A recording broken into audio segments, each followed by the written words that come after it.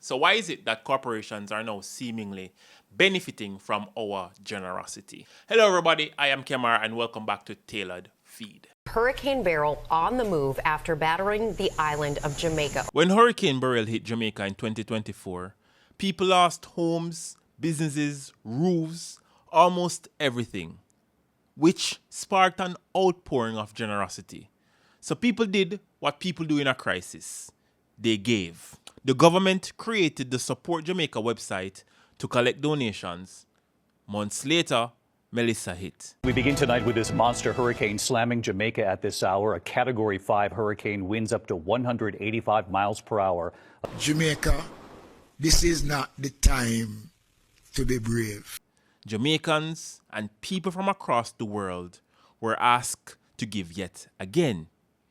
But by February 2026, about $1.4 billion had been collected. But before the money could reach the people it was supposed to help, Lasco Financials milked it. The Lasco Financial Services Limited. Okay. So we have an arrangement then with them to process transactions through the website. They collect the money initially. They would take their fees and then remit the net amount to the ODPM account. Is that the arrangement? That is the arrangement, Chair. Lasco Financial Services charged US 0.25% per transaction, at 3.9% commission plus transaction fees, and the GCT from about Jamaican $72.5 million in donation. Roughly Jamaican $3.4 million went to commissions.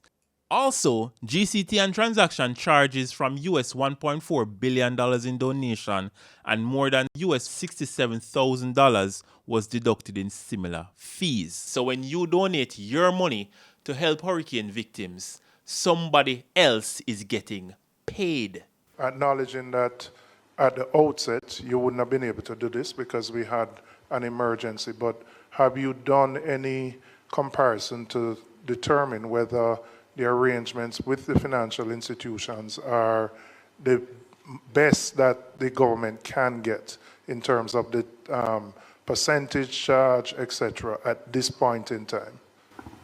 We are undertaking that now, Chairman, but we have not gone the way of changing the financial services institution as yet. So there's nothing inherently wrong with a payment company charging for a service, but this wasn't a normal shopping transaction. Now you would think that the story mellows hereafter. Nope, it gets worse. The Auditor General also raised question about the money being held. 30% of the remaining funds could be held for 45 days for potential chargeback. I'm trying to understand the logic for that. Chair, I wouldn't presume to speak on behalf of the institution. This was something that was sent to the previous finance officer in an email. I can't recall that they would have provided the explicit reasons behind it. And when parliamentarians asked about it, there wasn't even a formal agreement governing that agreement. It had been suggested pending a formal agreement. What's the current agreement in terms of the time frame for retention of funds and what percentage? There's currently no agreement around that matter, Chair. Operationally, based on our discussions, we have suspended that matter until we come to some formal agreement.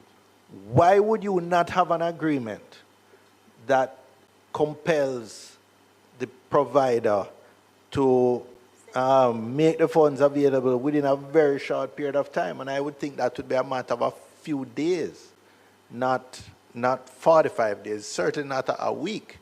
I mean, you know, you have RTGS, you have ACH, none of these things take a protracted period of time.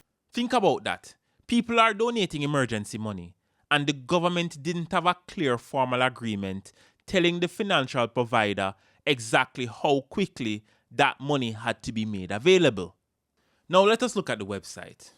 The website itself was donated by the Amber Group.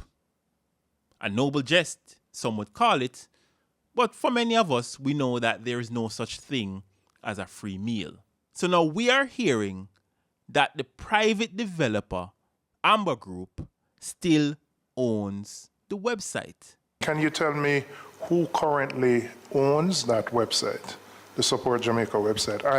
I know it would have been created by a private developer on behalf of the government, but what's the current status of it? So the private developer still owns the website. The agreement is an SAS, and forgive me if I forgot the meaning of it, but primarily it is they develop the website and then offer us the service. So we have 1 year's free service to the portal. Do we have a formal agreement with that? We do have a formal agreement in place.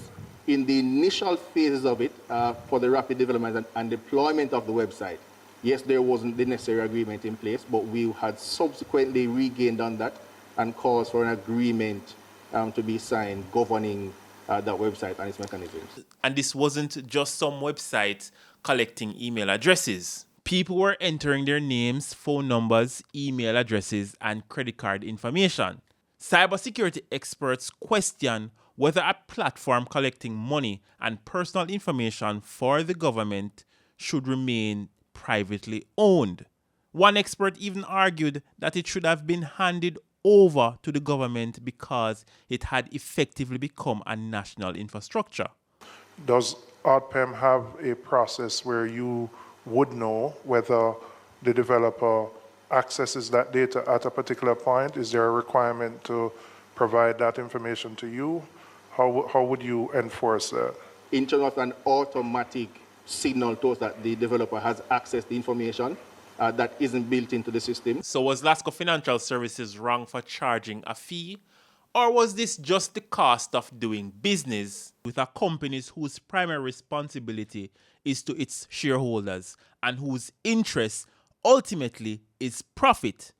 And if that's the case, then shouldn't the bigger question be, why did the government create and accepted an arrangement where a private company could profit from a national emergency without first making the rules crystal clear?